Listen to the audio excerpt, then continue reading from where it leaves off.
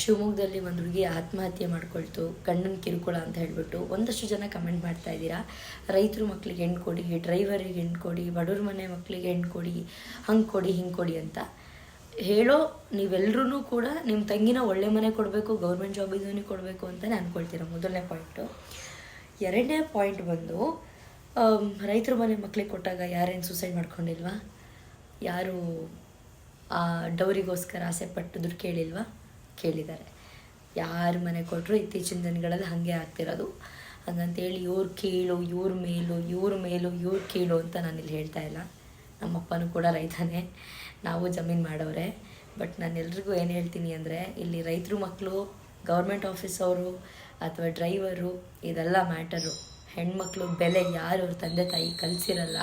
ಹೆಣ್ಮಕ್ಳಂದರೆ ಏನು, ಹೆಣ್ಮಕ್ಳು ಭಾವನೆಗಳಂದರೆ ಏನು, ಹೆಣ್ಮಕ್ಳಿಗೆ ಯಾವಾಗ ನೋವಾಗುತ್ತೆ, ಯಾವಾಗ ಖುಷಿ ಆಗುತ್ತೆ, ಹೆಣ್ಮಕ್ಳಿಗೆ ನಾವು ಹೆಂಗೆ ಗೌರವ ಕೊಡಬೇಕು, ಅವರಿಂದ ನಾವು ಏನನ್ನಷ್ಟೇ ಎಕ್ಸ್ಪೆಕ್ಟ್ ಮಾಡಬೇಕು, ಇದಿಷ್ಟು ಗೊತ್ತಾಗ್ಬಿಟ್ರೆ ಗಂಡು ಮಕ್ಕಳಿಗೆ, ರೈತರು ಮಕ್ಕಳಾಗಲಿ, ಡ್ರೈವರ್ ಆಗಲಿ, ಗೌರ್ಮೆಂಟ್ ಅಫಿಷಿಯಲ್ಸ್ ಆಗಲಿ, ಎಲ್ಲರೂ ಅವ್ರ ಹೆಂಡತಿ ಮಕ್ಕಳ ಜೊತೆ ಚೆನ್ನಾಗಿ ಬಾಳ್ತಾರೆ.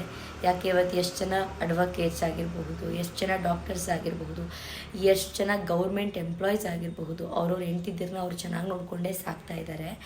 ಎಲ್ಲೋ 1-2 ಈ ಥರ ಆದಾಗ ರೈತರು ಮನೆ ಮಕ್ಕಳಿಗೆ ಹೆಣ್ಣು ಕೊಡಿ, ಇವ್ರಿಗೆ ಹೆಣ್ಣು ಕೊಡಿ, ಆ ಥರ ಎಲ್ಲ ಏನೂ ಇಲ್ಲ. ಅದೇ ಹೇಳ್ದಂಗೆ ಹೆಣ್ಮಕ್ಳು ವ್ಯಾಲ್ಯೂ ಯಾರಿಗೆ ಗೊತ್ತಿರಲ್ಲ.